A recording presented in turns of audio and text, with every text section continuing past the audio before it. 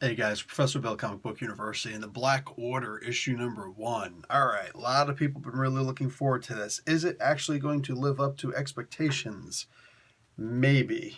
First issue's fun though. Okay, so let's get into this. Writer, Derek Landy. Penciler, Philip Tan. Inks, 3 of them here. Mark Deering, Guillermo Ortega, and Lebu Underwood. Color artist, J. David Ramos. Letterer, VC's Clayton Cowles. Cover, Philip Tan and Peter Steigerwald. Variant covers, one by John Taylor Christopher, the other by Inyuk Lee. And Carlos Lau is the graphic designer. He's pretty much graphically designing everything. So, basically, this is just to chop them up. The art in this is absolutely gorgeous, man. Like, this is a gorgeous comic book. That can't be argued.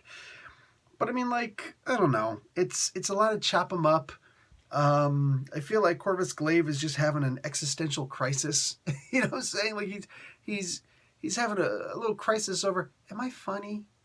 Like, sometimes I make jokes. I feel like if you just looked at the eyebrow, you'd notice when I actually made a quick little witty banter, said something interesting, that's worthy of a little chuckle. It reminds me of, what was it?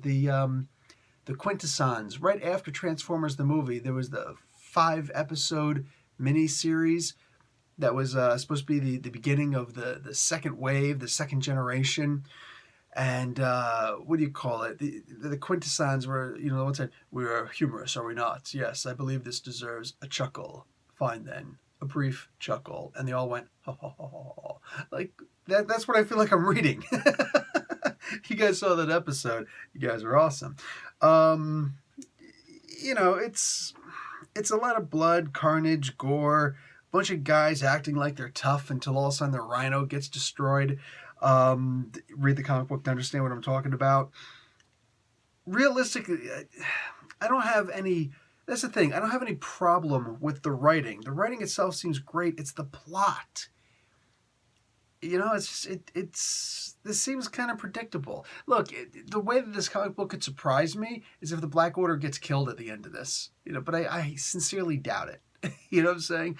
There's some super powerful, or at least, economically powerful, influentially powerful emperor. All right? He's a total idiot, an absolute buffoon. I feel like they wanted to draw him orange, and they drew him pink instead, just because. But I mean, like, that's the way they're portraying this guy. He's an absolute idiot, but he's a barbarian. Like, he's got a vicious streak about him. He's completely unempathetic. Yeah, pretty much exactly how I described him. I feel like they wanted to make him orange. So this guy, he's just, you want him to be killed. Like, you want him to be killed. I feel like somebody just said, listen, I want you to take one of the most generic plot lines imaginable and put good writing on there and amazing art. That's what this comic book is so far. I don't know. I just don't feel like there's a real hook here. You don't really care about the Emperor because he's obviously the main bad guy that they've got to kill, unless some bigger bad shows up at some point. Maybe, maybe at some point it's going to be another Elder of the Universe, and, we're actually going after him. That's the reason why. They don't know why, the Black Order doesn't know why they're supposed to be destroying all these planets in this empire, or why they have to go after the Emperor himself, but that's what they got to do. So they've already taken out 3 planets. They take out the 3rd planet here. And then all of a sudden this guy, Big Ugly, shows up. And he's just literally a big, stupid guy. The next issue, they're advertising that they apparently get captured. It seems that way. It certainly seems that way. No, this doesn't show anything on the other page. So it's a card game. Yeah, it's cool. They're all going to be captured, and I guess that's actually a part of the plan. It's got to be a part of the plan because I don't know why they could have just killed all of these guys. Literally, all of these people. It just doesn't make sense, right? So they must have wanted to have gotten captured. Watch, we're going to read the 2nd issue, and these guys want to be captured. By the end of this, the stakes were much higher than you thought, because we don't actually see the Grandmaster in here. The Grandmaster doesn't give them his plan, only his orders, and they've got to obey them.